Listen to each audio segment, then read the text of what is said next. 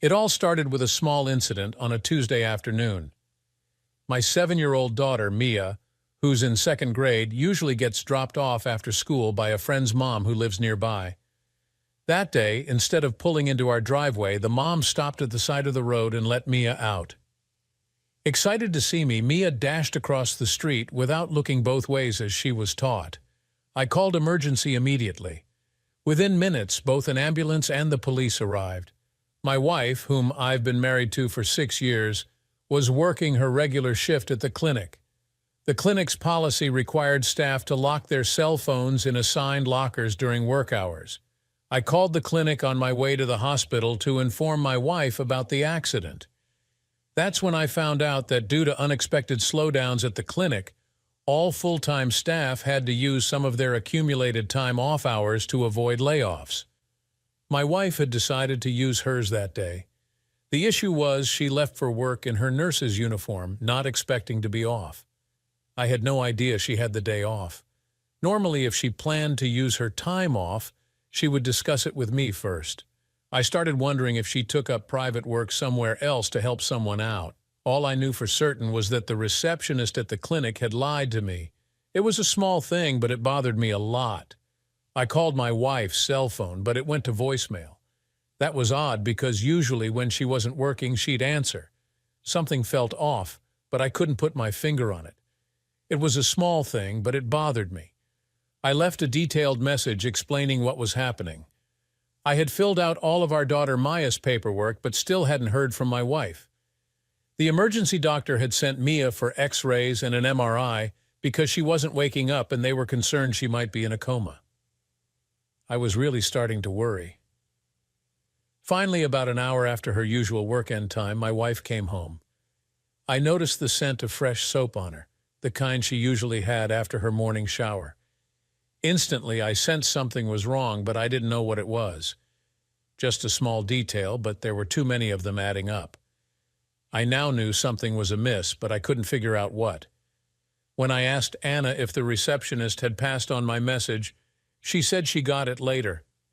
She explained she was busy with a patient who needed to be transferred, and I was at County General while she was at Mercy Hospital. I suspected she was lying, but I didn't press it. This wasn't the time or place. 2 women had lied to me that day, and I knew I needed to find out why.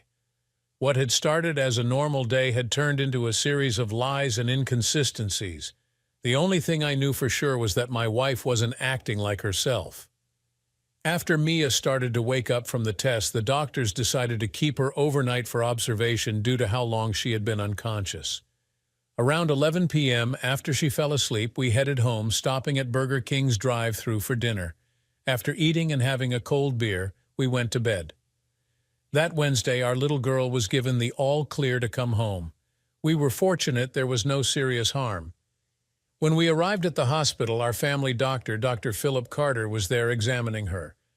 I was impressed by how seriously he took his job. Before we left, he told us to call his office and schedule a follow-up appointment in 3 weeks. He explained that sometimes there could be issues that arise later related to the accident, and without follow-up, we might never know. He emphasized the importance of being cautious, especially with young children. Once we were back home and settled, I asked Anna again about her Tuesday. Her answer didn't satisfy me. Normally, she'd share if anything interesting happened at work or if they had a new patient transferred in. These little pieces of everyday communication were missing. It was a small thing, but these details were starting to add up, forming a pattern. Whatever my wife had been up to on Tuesday, it was clear she didn't want me to know. I began to wonder why. I started thinking back over the past few weeks to see if I had done something to upset her. Anna had a tendency to hold on to grudges if she felt unfairly treated, even for weeks. Anna and I were high school sweethearts. From the moment I first met her in high school, I never looked at anyone else. Though we broke up 2 or 3 times, we always found our way back to each other. Anna had a habit of being drawn to something new and diving in to explore what intrigued her, which often led to our breakups. I thought it was just part of growing up and assumed it was a phase she'd outgrow. Each breakup stemmed from her developing an interest in someone or something else. I was on the Northville High School football team, and she was a cheerleader. We were both popular students, and everyone thought we were meant to be together. But we ended things senior year because I didn't see our future together. After high school, I joined the fire department and worked my way up while she pursued her LPN certification on her path to becoming a registered nurse. I reconnected with Anna because I got injured fighting a fire on the job. 6 months later, we got married. Our daughter was 2 years old when Anna became a registered nurse. Anna had dark shoulder-length brown hair, green eyes, and an attractive figure. Most people who knew her loved her for her caring personality. What puzzled me was that in all our years of marriage, we never had any serious conflicts or problems. Recently, we had even been discussing expanding our family.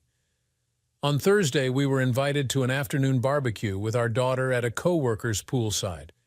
We got ready by wearing our swimsuits under our clothes. Each of us was assigned something to bring.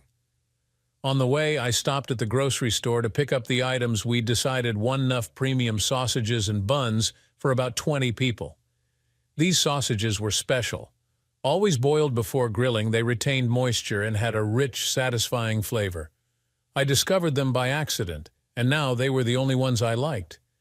I called them Smokies because of their distinctive flavor. It turned out that my preparation method made them a hit, and we always ended up with more meat than bread. That Thursday, no one noticed me in the kitchen carefully boiling the sausages until they plumped up, then drying them off before grilling. Meanwhile, Anna was outside chatting with our host, Laura, who was head of the HR department where they both worked.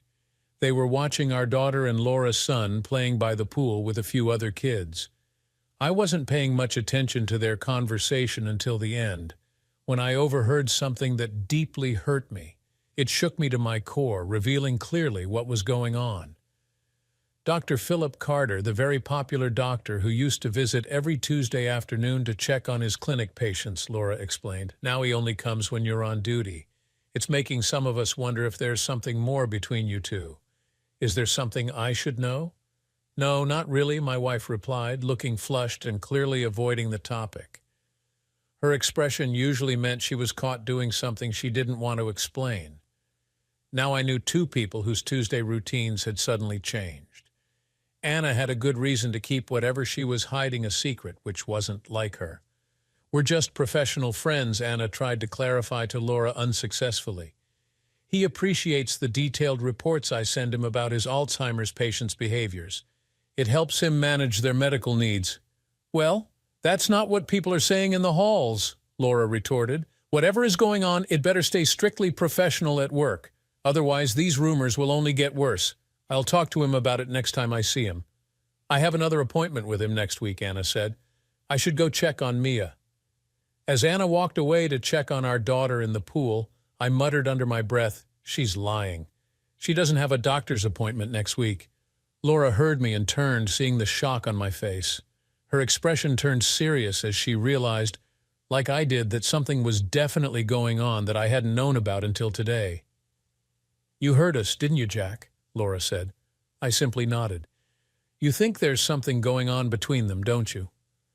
Over the past few days, I've noticed a few small inconsistencies. Now, with what I just witnessed and heard, it's painting a very different picture. Her facial expressions clearly showed she's hiding something she doesn't want anyone to know about. It's made me reconsider everything. Can you please tell me how long Anna has been taking every other Tuesday off? I asked. For the last 4 months, she proposed the new schedule. Since she works a lot of extra hours, most of her overtime pay goes towards additional taxes. She says taking the day off helps reduce her overtime hours and she saves her accumulated time off for family matters, Laura explained. We in Human Resources like it because in the long run it saves the company money and gives part-time employees more hours. Another question, how close is Anna to the receptionist who answers the phone? I inquired. They're best friends. Why? Laura replied. When I called about Mia's accident on Tuesday, the receptionist told me Anna was taking accumulated personal time off because it was slow and management had asked all full-timers to do so to avoid laying off part-time staff. You were lied to. We're operating at full capacity. There's no need for cuts. What are you going to do? Laura said as she poured me a strong drink. Anna is definitely hiding something, and her best friend seems to be helping her, apparently for a while. I hope what I suspect isn't true, I said. Dr. Carter is our family doctor. If my gut feeling is right, I'll ruin his career, divorce my wife, and seek sole custody of our daughter. Well, according to the rumors going around, you're not the only one who suspects something, Laura said. The nurses she works with feel they're too friendly with each other for it to be purely professional. They spend a lot of time in a patient room with the unit door closed. If I hear more, I'll let you know. Please do. As a firefighter, we always say, where there's smoke, there's fire. It might be just a mutual attraction that went too far. Either way, I'm going to find out, I said, drying off the smokies. Nice try, but I don't think that's going to work, Laura said. I've been in similar situations, and when our instincts tell us something, they're usually right. At that moment, I started to believe I was witnessing the same behavior from Anna that I had seen in high school. If that were true, it could only mean one thing. Anna had found someone new. Dr. Philip Carter joined the partnership group 4 years ago to take over our former family doctor's practice. The local hospital, due to his age, had been making things difficult for him and his partners, essentially forcing him into retirement. Anna, a registered nurse, had obtained her license while working at County General before moving to the clinic. County General, a teaching hospital, favored a younger image. If our former doctor wasn't willing to change his appearance, it was time for him to leave. It's unfortunate when medical organizations prioritize appearance over experience. For the next 6 weeks, I would be on the evening shift, working from 6:00 p.m. to 6:00 a.m., 4 days on and 4 days off. It was the perfect opportunity for them to do whatever they wanted without being caught. Given my work schedule, my wife's recent behavior had created enough doubt that I took a step I never thought I would. Before putting the sausages on the grill, I texted one of my regular crew members asking him to call me in 5 minutes. I was next to my wife when he called. Before answering, I told her I needed privacy for a work-related call and moved to the front yard. Truthfully, I did it because I didn't want Anna to overhear the conversation. "Bob, remember the team we assembled when Glenn needed help with his ex-wife a couple of years ago?" I asked. "Of course, Jack." "It worked well and didn't take long," Bob replied. "Who needs our help this time? I do. Based on what I found out, I think it's been happening for at least the past 4 months. Anna, and the man I suspect she's involved with, is Dr. Philip Carter." I explained. Even her colleagues at the clinic suspect something. I overheard management discussing it with her, which suggested serious.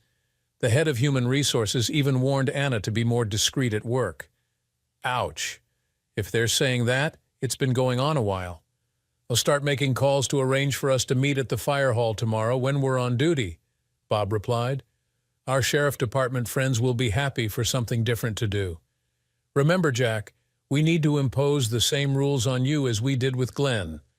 When we helped Glenn before, our rule was he had to stay out of it until our team finished our investigation. We thought any changes in his behavior might tip off his spouse. It took less than a month to get everything done. We compiled a detailed daily report of his ex-wife's activities with her lover. His lawyer said it was so thorough that nothing could slip through. Glenn easily won custody of their 3 kids in the divorce. We met Wednesday evening after dinner in the fire hall meeting room.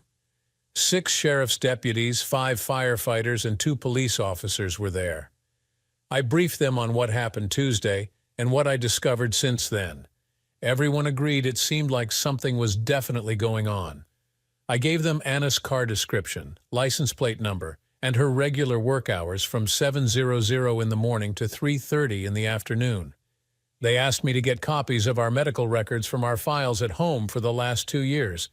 They wanted to check if Dr. Philip Carter was still our family doctor by looking at the medical bill records. If he and Anna were romantically involved, he should have transferred us to another doctor in their practice. After that, they asked me to step out so they could plan who would do what and when. On Thursday morning, after I saw my daughter off to the bus, I noticed my retired neighbor fetching his morning newspaper. I walked over to say hi and we started chatting. He asked why the doctor had visited us the previous night. I asked if he was sure it was a doctor. He said the person was wearing a white coat when he arrived, and he saw him take it off and leave it in the car before going to our door. He mentioned the doctor was still at our house when he went to bed around 11. I said I hoped it wasn't anything serious. He suggested I ask my wife about it when she got home. Walking back home, I realized my suspicions were correct. I grabbed my phone, returned to my neighbor, and showed him a picture of Dr. Philip Carter from the medical group's Facebook page. He confirmed that was the doctor he had seen. Anna called and said she would be late. I took Mia to my mother's so I could get to work on time. I informed Bob about what the neighbor had witnessed and gave him copies of our medical records and health insurance reports. They proved Dr. Philip Carter was still our family doctor, with my wife's last appointment being 2 weeks ago. The following Tuesday, a few friends came over while Anna was at work and did some work inside the house. I wasn't allowed inside until they finished, so I sat and talked with my next-door neighbor. He mentioned the doctor's visit the previous week wasn't medical. I agreed, saying my friends were wiring the house, but I wasn't involved in that part. They set it up this way so I wouldn't know where things were. If I had known their plans like anyone else, I'd be watching closely to see if they were working, and my behavior might have given it away. I wish I had friends like yours when I got divorced years ago, my neighbor said. It might have saved me thousands in legal fees alone. Nowadays, you've got to protect yourself from everyone, even those you trust. It's sad how this new computer age has helped erode what little family values we had. It was during the first day of my last 4-day shift to end the 6 weeks of night shifts when they showed up at the firehouse to deliver the bad news. They even brought one of the top divorce lawyers from our town with them. I immediately knew my situation was more serious than just my wife cheating. Their choice of lawyer meant the team believed we needed to act quickly. Anna and Philip Carter were having an affair that had been going on for over 6 months and was nearing a breaking point. They felt it was time for me to take decisive action. Anna planned to wait until the end of the school year, just 3 months away, before filing for divorce. On the nights I was working, they were either at my house after Mia went to bed, or Anna would take our daughter to her sister's place for babysitting. Anna would pick up Mia from Philip's house in the morning and bring her home before I finished work. Then they would go about their day as usual. The reason the lawyer was present was because of what they were plotting behind my back. With Dr. Philip Carter's assistance, Anna intended to use claims of mental cruelty against me. They aimed to prove I was an unfit father and a danger to our daughter's well-being. Anna, relying on her professional background, thought that the fabricated accusations, supported by a detailed medical record they were compiling, would convince the court to grant her full custody of our daughter. She aimed to reduce my interactions with Mia to supervised visits only. Her ultimate aim was to provoke such anger in me and my parents that we would choose to permanently cut ties with them. As I sat there listening to their plans, I couldn't help but wonder what I had done to my soon-to-be ex-wife to make her so malicious and vengeful. The extensive report spanned 60 pages and included dates, explicit photographs of the two engaged intimately, several notarized statements affirming their 6-month relationship, and transcripts of their conversations plotting how they could harm me. Our ace in the hole appeared to be a very graphic picture of our 7-year-old daughter, standing at the foot of our master bed, watching the two of them doing that, with both of them lying completely oblivious to the fact that Mia was there. I decided to have her served after my last night shift later this week. After that, we'll file a complaint with the State Medical Board against Dr. Philip Carter on the same day. We'll provide evidence from our billing records showing he was still acting as our family doctor during that time.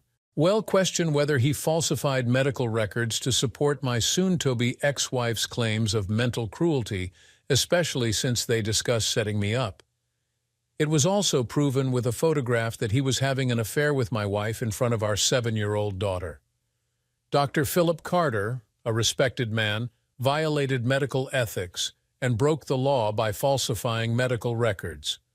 A copy of the divorce petition will be given to our local child services, along with an explanation that I'm taking my daughter out of town to allow them to investigate my wife and me without my interference. A letter will explain this as a precautionary measure. The state's child services take crimes against children by family members very seriously. All three agencies will receive an 8x10 photograph showing my daughter witnessing the affair. I'm taking 3 weeks vacation starting right after this week's shifts end. It's already approved. One of the fire department heads, a colleague, was present when I called my retired parents and suggested we use Dad's RV for a 3-week vacation starting the day after my last shift. I said I needed their help and would cover the costs. They agreed but asked why it had to be rushed. I promised to explain on the way.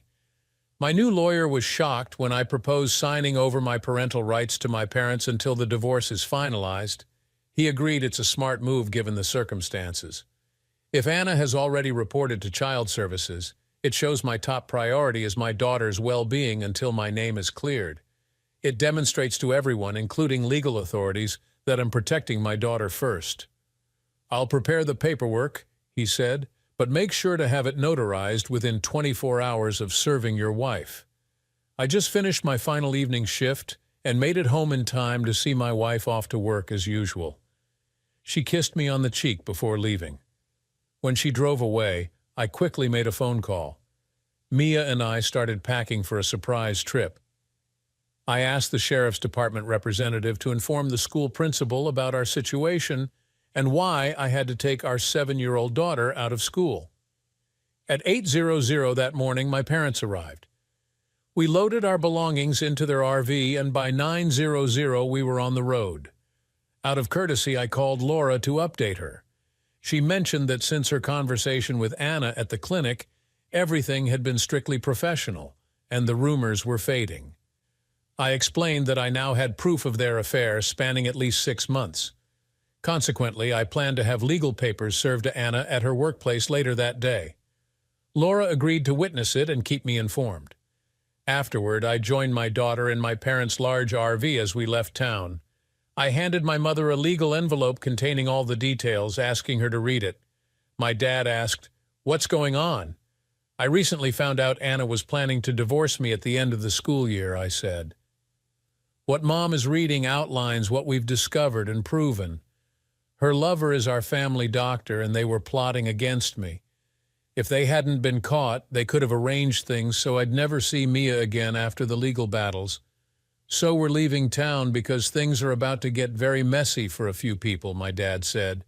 "It's best for you and our granddaughter to be away from it all." Basically, Anna will be served at work today. The state medical board will receive an official complaint this morning about Dr. Phillips' relationship with his patient, my wife. I'm alleging ethics violations and have some compelling evidence. Child Services will also be informed about everything Mom's reading. He could lose his license to practice for at least a year or more if he's found guilty. Your claim could trigger a deep investigation into every doctor in his group, Dad explained. "Oh my God," Mom exclaimed. "They let my granddaughter see them doing that. I'll take care of that woman myself. That doctor can say goodbye to his career, hell, lose his license for good. The whole partnership he's in will be scrutinized by every government agency," Dad continued. "They've made a mess of things. Anna will be lucky to get supervised visits." "Jack, you and Mia will come live with us when you return," Mom insisted. "If Anna shows up at my door when your father and you aren't home, I'll answer with a loaded Magnum. I'll be driving Mia to school and picking her up every day." I cherished my mom. She adored her granddaughter more than anything and fiercely protected her family. She'd taken down many who threatened her family over the years. Dad drove until we needed gas. About when the tank was half full, I used my credit card to fill up and took over driving. It gave Dad a chance to read through everything himself. He was amazed at the level of detail. I explained about the group we'd formed within city services, our second time helping a divorce case to protect one of our own. Around 3:00, we stopped at a trailer park for the night that Mom had booked. These 3 weeks were meant to spoil her granddaughter. After parking and hooking up the RV, I took Mia swimming in their pond. Just as we returned, my cell phone rang. It was Laura. "Hi, Laura," I greeted her. "Hope your day went well." "Jack, we haven't had such an exciting day in months," Laura replied. "Thanks to you, this afternoon we got word that Dr. Philip Carter has been temporarily suspended from practicing until the state medical board finishes their investigation." They acted quickly. I have to give them credit, I admitted. "I thought they'd at least call him in for an interview first. They only suspend that fast if there's a serious complaint with some evidence already provided," Laura clarified. "It shows they're taking this very seriously. We probably won't know the outcome for about 3 months." "Well, I did send them all the information I included in my divorce petition," I explained. "At 3:00 p.m., your soon-to-be ex was served right at shift change. I had security informed to expect him and to notify me before allowing him in. When he arrived, I escorted him to Anna's section. The young man asked her, 'Are you Anna Lee?' When she said yes, he said, 'Congrats, you've been served.'" Laura recounted, "When she opened the legal envelope, the first thing we all saw was the image of Philip and her making love with Mia watching. 'Oh no,' she screamed before fainting. My lawyer let her see that first." "That's priceless," I chuckled. "She got what was coming to her." "Did the state get a copy of that picture?" Laura inquired. "Most likely, knowing my lawyer," I replied honestly. "Then the state had no choice. Dr. Philip Carter was having an affair with a patient and allowed the patient's minor child to witness it," Laura analyzed. "I didn't think you could pull it off. Now we're all betting on how long hell loses license." "My dad thinks he's lost it for good in our state," I said. "Anna and Philip were fabricating a false medical history, claiming I was mentally cruel to her and our daughter, so she could get sole custody. If they can prove that, criminal charges might come into play. It's a mess, but her problems are piling up since everyone now knows she let her daughter see what she was doing with Philip," Laura added. "The rumors are flying around here. Some of the staff refuse to work with her. I'm redoing the schedule as we speak. They say they can't trust her anymore." When she regained her composure, I informed her that the state had notified us about Dr. Philip Carter's suspension by the medical board pending their investigation. She wasn't happy when she left at 3:30. "Wait until she realizes Mia and I are out of town," I said. "We left this morning with my parents on advice from my lawyer. Given the accusations from both Philip and Anna, my lawyer thought it best for me not to be alone with my daughter right now. That's a smart move. Because of her profession, she has a lot of friends everywhere to make her claims credible. Those stories may already be circulating," Laura remarked. "In the end, it's the thoroughness of our reports that has legally saved our organization more than once." We promised to stay in touch and said goodbye. Mom and Dad looked at me in amazement. It was like they were just realizing for the first time what Anna and Dr. Carter were attempting. "Mom, can you find in your notebook the address of the nearest notary for us tomorrow morning?" I asked. "Why?" she asked. "The lawyer has prepared legal documents granting you both my parental rights until either the divorce is settled or my name is cleared. We need to have them signed and notarized by 3:00 p.m. tomorrow," I explained. "I won't let them take my daughter away no matter what," my mother, tears in her eyes, said. "Are you sure about this? It seems extreme." "Yes, Mom, I am. Even the lawyer thinks it's best. We don't know what's in those false medical reports. So for Mia's safety, this is necessary until it's proven I am not a danger to her," I reassured her. My mother started to cry. Anna returned home to find her husband's car in the driveway. She turned off her car and braced herself for the confrontation she expected. Walking up, she rang the doorbell, assuming he would answer. When he didn't, she rang it again. Finally, she used her house key to unlock the door. When she walked into the house, Anna noticed it was empty because her daughter didn't come to greet her. She took the legal envelope out of her large bag and read it thoroughly. It was clear that whoever Jack had hired had uncovered everything. The plan, as outlined by transcripts of Philip's and her own words, had been exposed. Philip acted first and aggressively. Their problem was that none of the doctor's medical records had been made public yet, because they hadn't reached that stage of their plan, and now they never would. Philip couldn't access his files until the investigation concluded. He still hadn't been informed of the specifics of the complaint against him. He was only told that precautionary measures were being taken due to the seriousness of the allegations. Jack had proved the affair and their stupidity. No one with any morals or principles would accept the fact that a 7-year-old had witnessed them. Until this moment, she hadn't known that it had occurred. Mia likely woke briefly and then returned to bed. Obtaining sole custody was now impossible, but joint custody with primary care remained a possibility.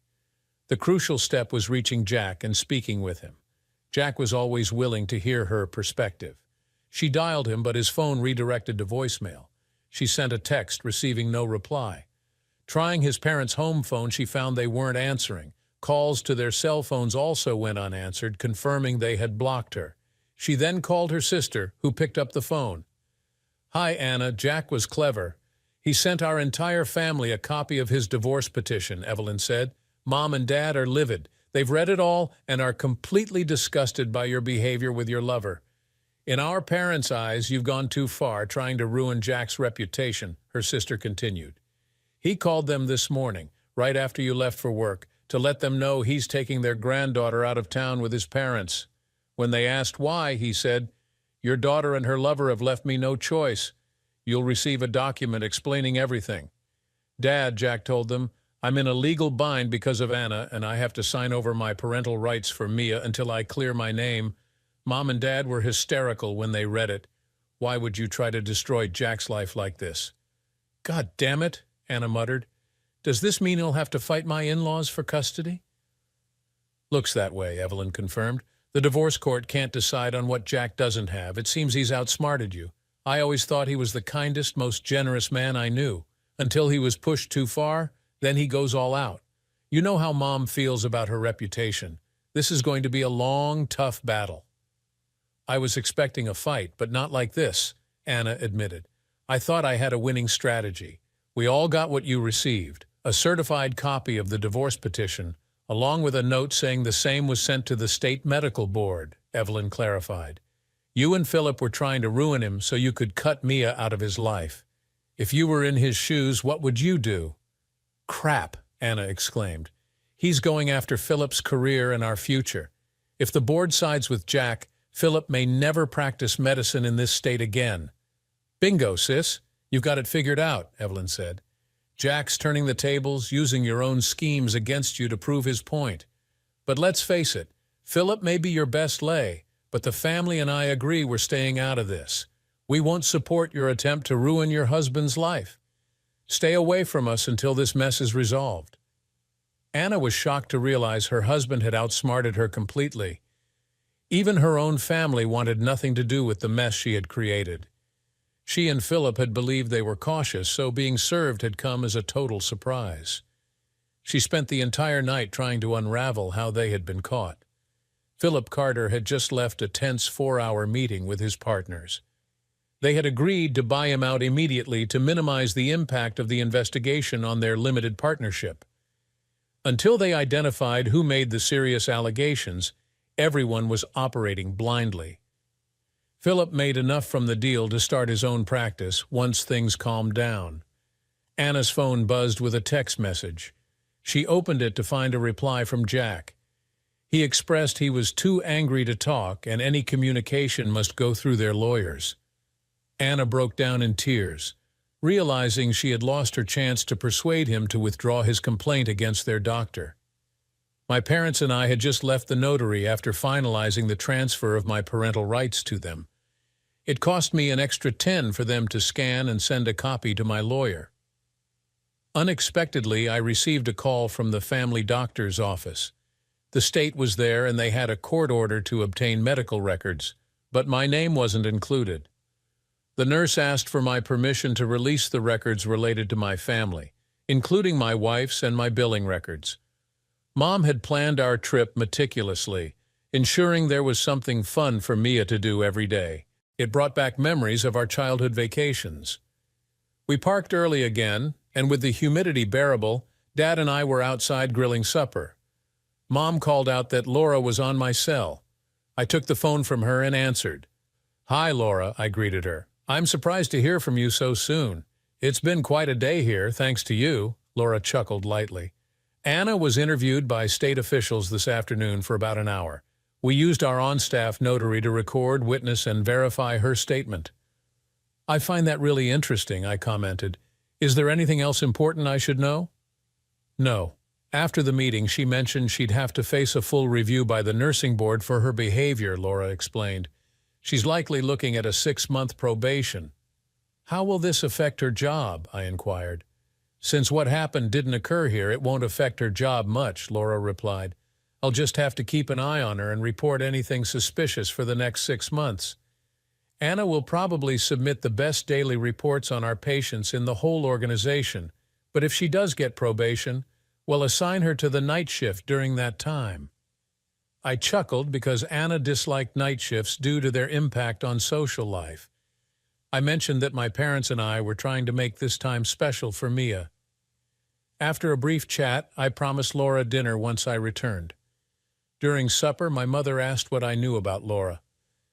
I admitted I didn't know much.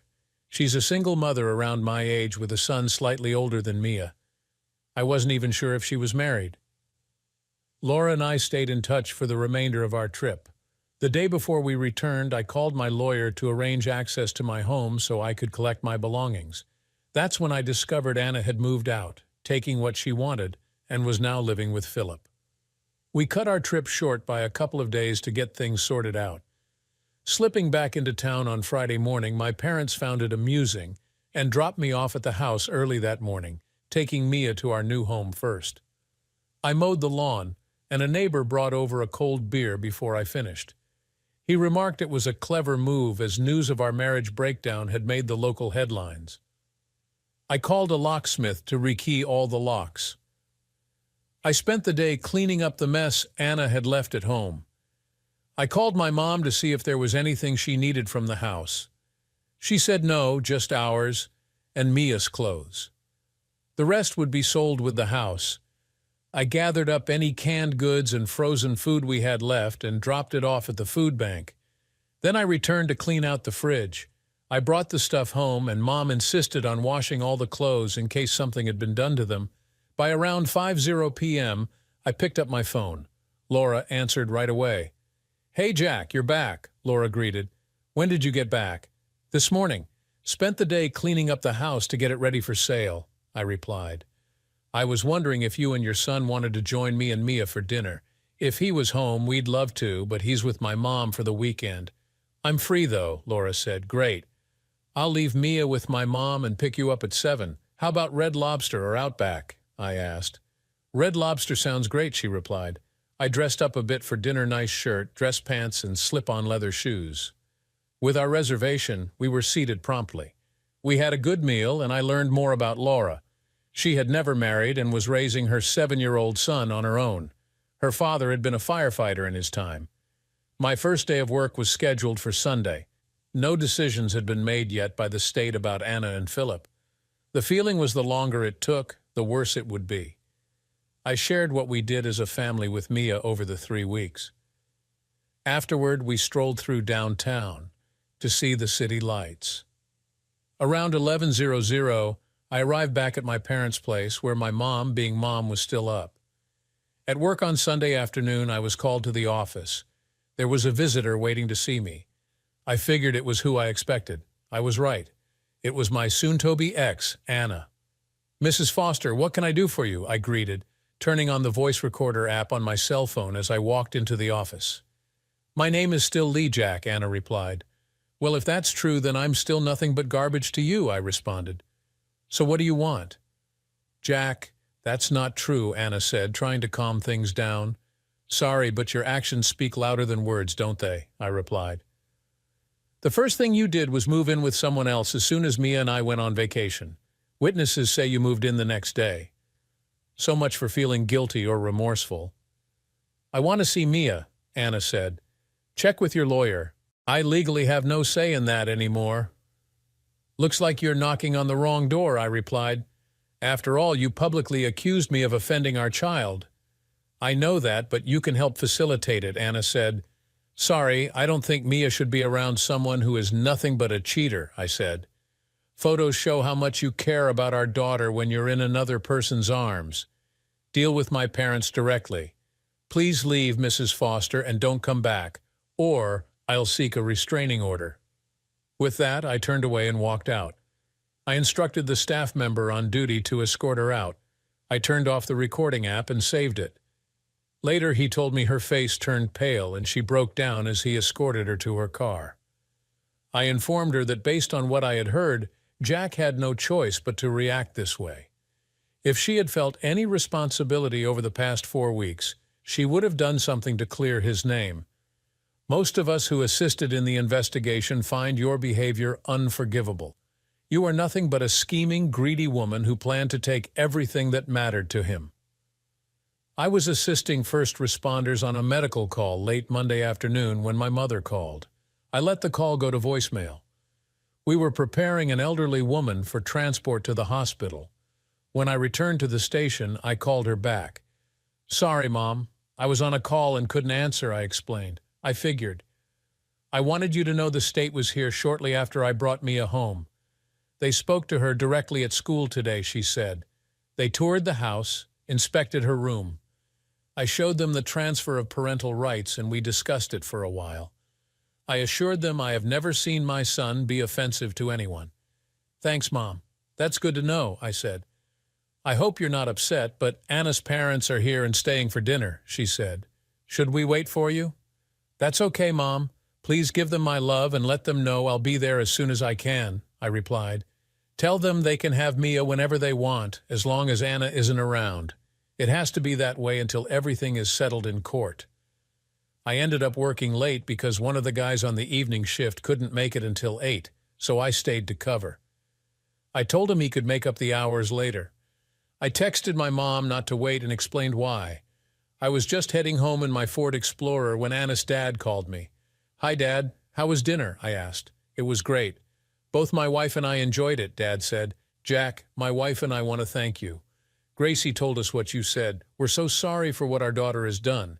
We promise to honor your terms. Have you spoken to her at all?" "We haven't since we received the copy of the divorce petition. She came by the station on Sunday demanding to see Mia. I told her it's out of my hands. She'll have to deal with my mom about that. Oh, and I just remembered. I recorded our conversation. How about I text it to you?" I said. "Please do." "I'd like to hear it," Dad replied. So I sent it to him. I guess it went over well because he forwarded it to my parents, all his kids, including Anna, then sent a text back saying the truth was well explained. It's a good thing I live in a small town because I found out the next day that my wife and I were scheduled to see Judge Harold Jackson on Friday afternoon at 1:00. He's the toughest, most principled judge in the area. In his courtroom, you could say what you wanted, but if you crossed the line, he'd set you straight. It was rumored, but not proven, that some guys never recovered after facing him. He was a legend here. People often said he made Judge Roy Bean look like a pushover. My lawyer warned me that when Judge Jackson handles our case, it's going to be more serious than a Friday the 13th movie. You had to be careful and ready to answer his questions promptly or face consequences. The judge doesn't tolerate slander or hints. He wants facts. With this understanding, we prepared our defense. We were all present as the judge took his seat. Honest lawyer sought visitation rights to see Mia, which required overturning my parental rights surrender. My lawyer argued that I had voluntarily given up parental rights due to accusations by my wife and her partner. Since the State Medical Board and Child Services were still investigating these claims, the issue of whether I was offensive to my daughter remained unresolved. Until this is clarified by the legal system, any time Jack Lee spends alone with his daughter could be seen as potential endangerment. Jack Lee set aside his pride and prioritized his daughter Mia's well-being. He hasn't been alone with her since the accusations surfaced because of the predicament caused by his wife.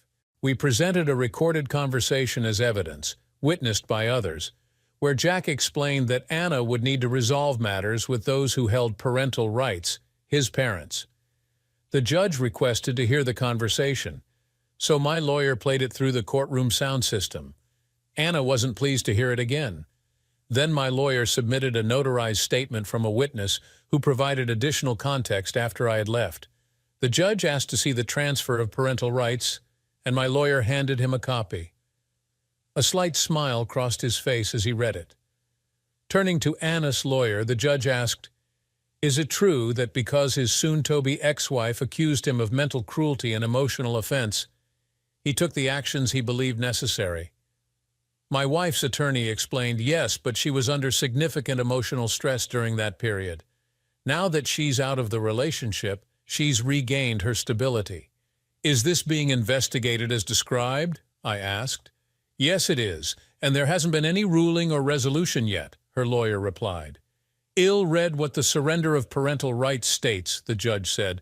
"I voluntarily relinquish my parental rights until government agencies investigating allegations about my parenting decide, or until the court rules based on evidence that I'm not an offender of any kind." Currently, 3 agencies are involved, correct? There are 3, the State Medical Board, Child Services, and the State Nursing Board, my lawyer clarified. "Interesting. This is quite a complicated situation. How long have these investigations been ongoing?" Judge Jackson inquired. "About a month," my lawyer answered. "From the duration, it seems this isn't just a typical dispute of conflicting claims, correct?" the judge questioned. "On page 32, the second and third paragraphs of Jack Lee's divorce petition will clarify why these 3 boards are still investigating," my lawyer explained. We all observed as the judge retrieved and read the document. His expression turned serious as he set the paperwork down and glanced at my wife's lawyer. "Let me be clear. The divorce cannot proceed until all 3 investigations are concluded. I won't interfere with investigations that might lead to criminal charges. Based on what I've read, it appears that one party is here due to potential criminal actions by others. I must consider this possibility. It's possible that the accusations against one party by the other are unfounded," Judge Harold Jackson stated. "The surrender of Mr. Jack Lee's parental rights stands. I commend the wisdom he's shown in court by his actions. It takes a special kind of parent to prioritize the child's needs. Mr. Lee did this for both the child's protection and his own. Given the questionable conduct of both biological parents toward their child and the actions of one, he felt it was best to remove himself from the situation. Therefore, until we review the state reports, no final decisions can be made. Mrs. Anna's request for visitation must be pursued against the child's other legal guardian, who is not him. Court is adjourned," the judge concluded. Anna's expression spoke volumes. She clearly didn't accept that my actions had been validated legally. She was furious about losing. As we exited the courtroom, she confronted me. "Jack, how did you figure it out?" Anna demanded. "It was a series of small details that didn't add up from Maya's accident to the barbecue at Loris," I explained. "Remember that Sunday phone call?" "Yes, why?" Anna asked, clearly intrigued. "Just before that call, I noticed your behavior mirrored how you were in high school when you started liking someone else," I recounted. "That call I received was in response to a text I sent minutes earlier. By the time it ended, you were already under investigation." Her face turned pale. She hadn't realized she had inadvertently exposed herself. Until then, she had believed someone had betrayed her secret. "Pay attention to the little things. They reveal the whole story," I said with a grin. "Given your meticulous patient reporting, you should have known that." I didn't need to rub it in, but I couldn't resist. Seeing her even angrier only widened my smile. After court, I slipped into the men's room and ran into Judge Jackson. I thanked him for his ruling. "It was my pleasure," Judge Jackson replied. "Once I reviewed the facts, it became crystal clear. Did your lawyer suggest you take that step?" "No, it was my decision," I replied. Knowing Anna as well as I do, I realized she would stop at nothing to worsen my situation. I felt cornered, knowing she had connections that could sway the outcome. This was the only way I could protect myself. If you hadn't acted preemptively, she might have gained visitation and even custody due to the severity of her accusations, the judge acknowledged. "Your preemptive move put a stop to all that. I hope your name is cleared soon." So did I. Saturday night at the fairgrounds, there was a Back to the 60s dance in one of the exhibition buildings. I got a couple of tickets and called Laura to see if she wanted to join. She said yes, but she had to have dinner with her parents first. She invited me and Mia to join them, and I agreed. It was interesting. It had been a while since I faced an overprotective father. Mia and Laura's son, Terry, were getting along well. Laura's father seemed a bit harsh. I think Laura noticed because I overheard her telling her father to ease off. "I know Jack is a good, honest man," she said. "How do you know what kind of man he is?" he retorted. "His ex-wife has accused him of all sorts of things, and everyone's whispering about it behind his back." "Dad," Laura replied, "he works out of station number 3. He paused, then smiled and said, "Well, why didn't you tell me that? It takes a special kind of man to be a fireman. I now know those stories about you are all nonsense. You're always welcome here." They offered to keep Mia overnight, but I explained she was due at her grandparents' for the weekend, which led to me having to explain the whole situation. The dance was a blast.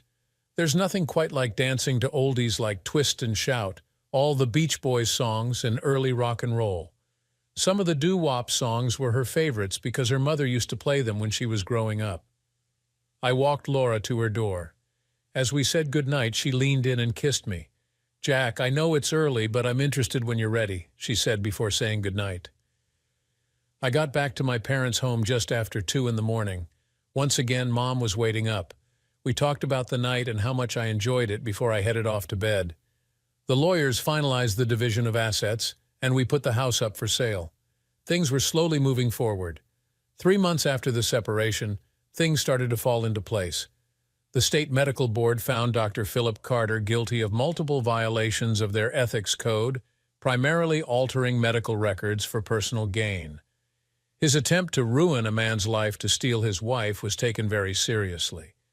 His medical license in the state was permanently revoked. Laura called me when she heard the news, waking me from my sleep.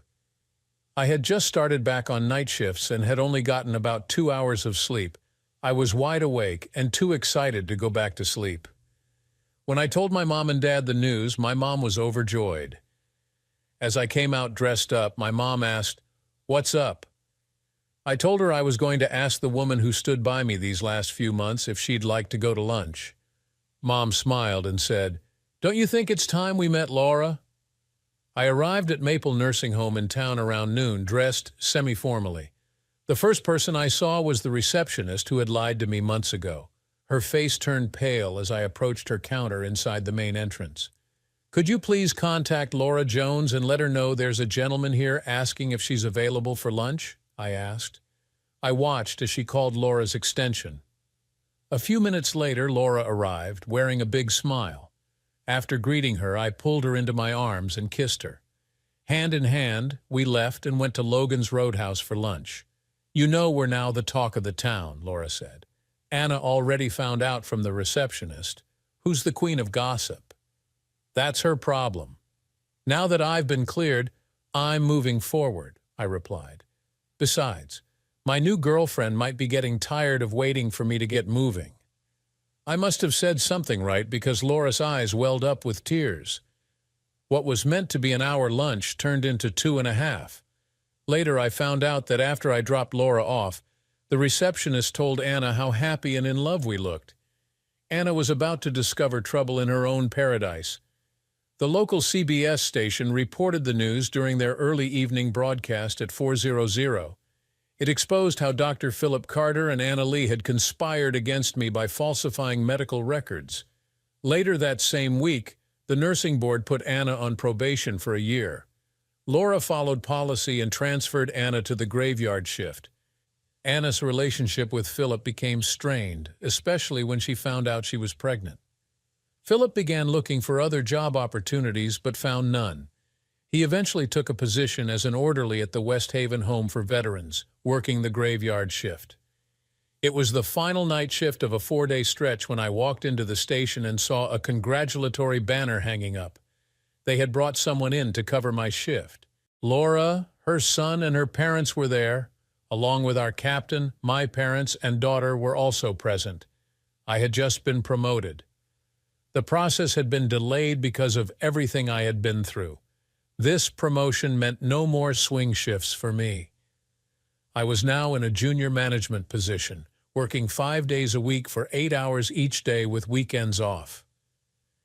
During the party, I overheard Bill Jones telling the captain that if things went well, he might soon be my father-in-law. It took about 2 more weeks before we returned to see Judge Jackson, The terms of the settlement were approved, and my divorce was granted on grounds of adultery. Philip Carter disappeared one night, leaving Anna alone and pregnant. On Labor Day weekend, about an hour before sunset, I took Laura for a walk through a local state park. I had a little something planned that involved me getting down on one knee. She said yes, of course. Our families had organized a barbecue party on Monday afternoon at Laura's house, and I had just finished grilling the hot dogs I liked. While serving them, Laura's mother, Teresa, spotted the engagement ring and hugged her daughter. "When were you going to tell me?" Teresa asked. After we finished eating, Laura replied with a big grin. Bill noticed his wife's reaction and loudly asked her, "What's wrong?" "Nothing, Bill. Laura and Jack got engaged." "They're getting married," Teresa announced. "We got married a week before Thanksgiving. Anna is now allowed to see Mia when she is with her parents. What no one knows is that legally my parents and I have regained my parental rights. Anna has to live with the fact that one of her bosses is now her ex-husband's wife. She's not a happy person. Thanks for tuning in. What would you do if you discovered a betrayal this deep? Leave your thoughts in the comments and don't forget to subscribe for more incredible stories.